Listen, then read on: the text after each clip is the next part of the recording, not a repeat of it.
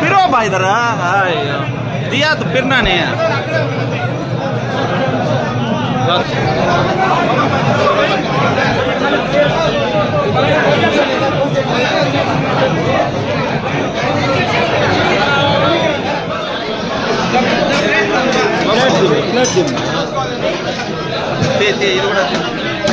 ఇది మళ్ళీ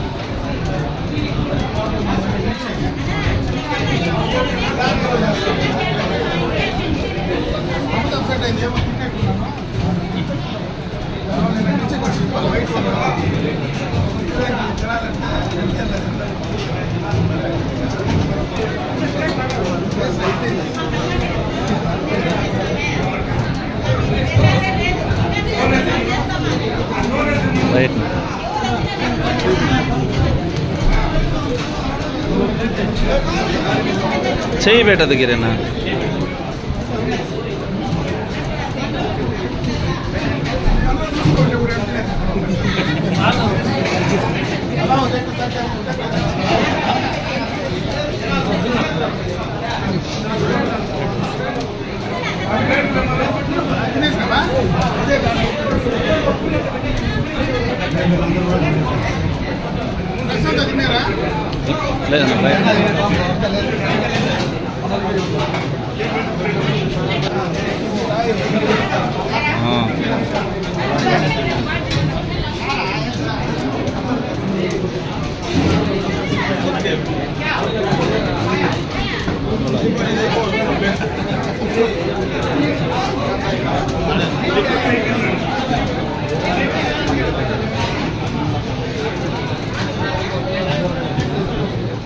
రాష్ట్రవ్యాప్తంగా అన్నా క్యాంటీన్లో కీర్తి స్టేషన్ నందమూరి తారక రామారావు గారి పేరు పైన పునః ఓపెనింగ్ అంటే రీఓపెనింగ్ చేస్తున్నాం. గత 19-24 ప్రభుత్వం, దానికి మునుపున్నటువంటి 14-19 ప్రభుత్వంలో చంద్రబాబు నాయుడు గారు ముఖ్యమంత్రిగా ఎన్టీ రామారావు గారి పేరు పైన అన్నా క్యాంటీన్లు రాష్ట్ర వ్యాప్తంగా నిర్వహించడం అందరికీ తెలిసిందే. అధికార మార్పిడి అయిన తర్వాత జగన్మోహన్ రెడ్డి గారు ముఖ్యమంత్రి అయిన తర్వాత మొట్టమొదటగా అన్నా క్యాంటీన్లు నిలిపివేయడం, పేదలకు పెట్టేటువంటి అన్నాన్ని పూర్తిగా కూడా లాగేసుకోవడం. ఇక్కడ ఉన్నటువంటి అన్నా క్యాంటీన్, ఇదే అన్నా క్యాంటీన్ గత 5 సంవత్సరాలుగా అసాంఘిక కార్యక్రమాలకు నిలవమైంది. ఎందుకంటే ఇక్కడ అందరికీ తెలుసు, పూర్తిగా ఇక్కడ ఈ అన్నా క్యాంటీన్లో రకరకాలైనటువంటి అసాంఘిక కార్యక్రమాలు జరిగినటువంటి సందర్భాన్ని కూడా ఒకసారి గుర్తు చేస్తా ఉన్నా. ఈరోజు మళ్ళీ చంద్రబాబు నాయుడు గారు ముఖ్యమంత్రి అయిన తర్వాత ఆ క్యాంటీన్లు మళ్ళా ప్రారంభించుకోవడం నిజంగా కూడా చాలా సంతోషించదగ్గ విషయం. ఈరోజు రాష్ట్ర వ్యాప్తంగా ఎంతో మంది పేదలకందరికీ కూడా అన్నం పెట్టేటువంటి ఈ యొక్క కార్యక్రమాన్ని మనం అందరం కూడా స్వాగతించాలి. ఎందుకంటే రాష్ట్రంలో ప్రభుత్వాలు వస్తూ ఉంటాయి, పోతూ ఉంటాయి. మన పక్క రాష్ట్రంలోనే తమిళనాడులో ప్రభుత్వాలు ఉన్నాయి. డిఎంకే ఉంది, అన్నా డిఎంకే ఉంది. అన్నా డిఎంకే ప్రారంభించినటువంటి అమ్మ క్యాంటీన్లో డిఎంకే ప్రభుత్వం ఏర్పాటైన తర్వాత దాన్ని కొనసాగించినటువంటి సందర్భాన్ని ఒకసారి గుర్తు చేస్తా ఉన్నా. ఆయనకు ఎన్టీ రామారావు గారి పేరు నచ్చకపోతే వాళ్ళ తండ్రితో తాతతో పెట్టుకొని నడిపిండాల.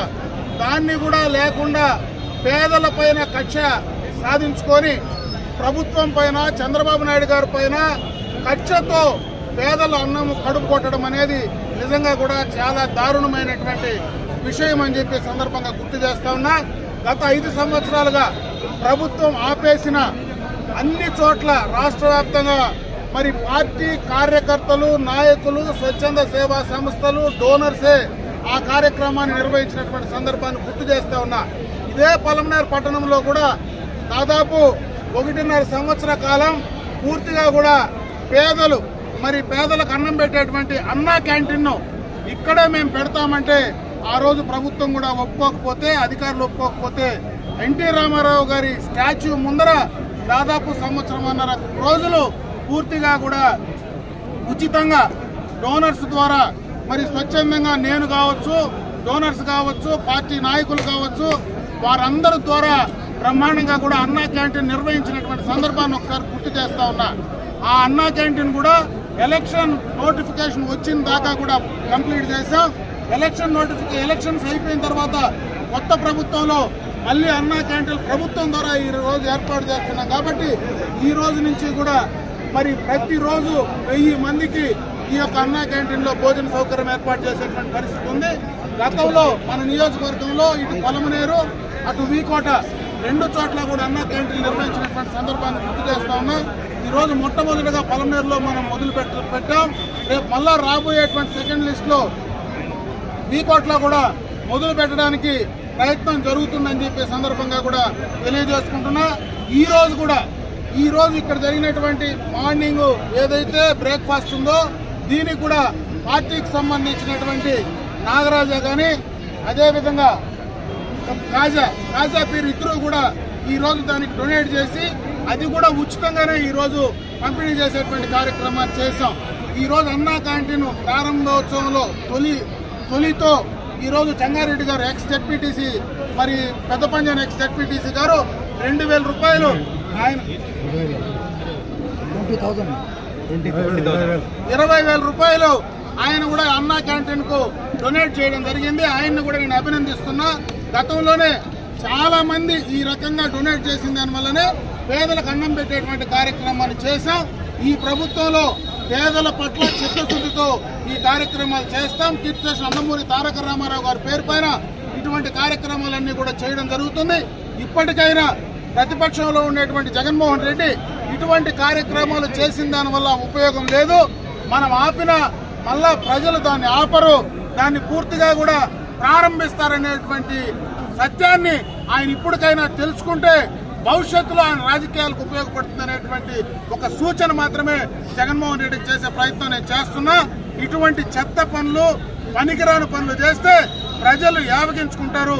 దాని పర్యవసానమే ఈ రోజు ఈ రాష్ట్రంలో ఇంత ఘోరమైనటువంటి ఓటమికి కారణభూతమైంది. ముఖ్యంగా కడుపు కొడితే పేదల కడుపు కొడితే ఏం జరుగుతుందో, పేదల కడుపు మండితే ఏం జరుగుతుందో ఈ రోజు రాష్ట్ర ఎన్నికల ఫలితాలు చూపించాయని చెప్పి సందర్భంగా కూడా తెలియజేసుకుంటూ ఈ రోజు అన్నా క్యాంటీన్ ప్రారంభోత్సవం చేసుకోవడం, పునఃప్రారంభోత్సవం చేసుకోవడం చాలా సంతోషం. ఇది 4 కాలాల పాటు బ్రహ్మాండంగా జరగాలని ఆ భగవంతుడు ఆశీర్వదించాలా. పైన ఉన్నటువంటి అన్నగారు అందరినీ చల్లగా చూడాలని చెప్పి మనస్ఫూర్తిగా